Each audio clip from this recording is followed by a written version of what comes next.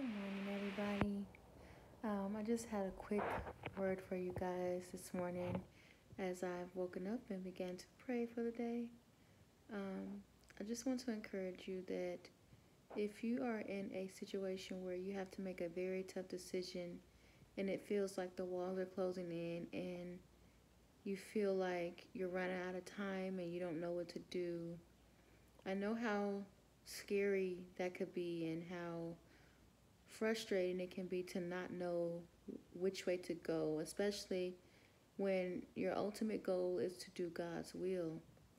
Um, and with that, I want to encourage you that whenever you feel like you've prayed and prayed, but you're not hearing the answer, like the answer in which way to go, um, in that case, I feel this is what's being put on my spirit right now.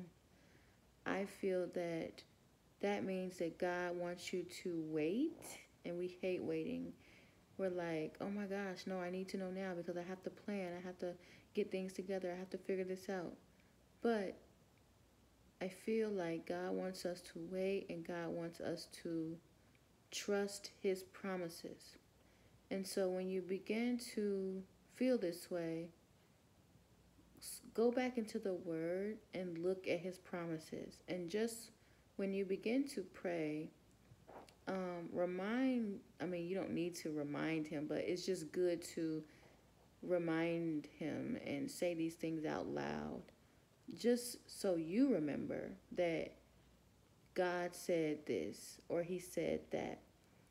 And I think that when you say those things in prayer and you repeat back to God what His Word says, it puts a sense of trust and confidence within you if you truly have faith, because the waiting moment could indeed be God, seeing if you will have faith or if you will faint and give up and go about it your own way because you're tired of waiting.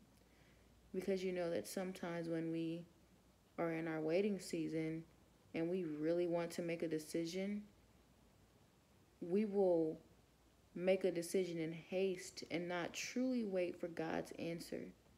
So I want to encourage you to be still and to wait and to remind yourself of God's promises and write them down. Write them down as well so that in these moments when this happens again, because it may, go back and remember, okay, these are God's promises. So if these are God's promises and I am a child of God, then I know that the situation that I'm in, as long as I stay connected to Him, I continue to pray, I continue to believe His promises, I'll be just fine.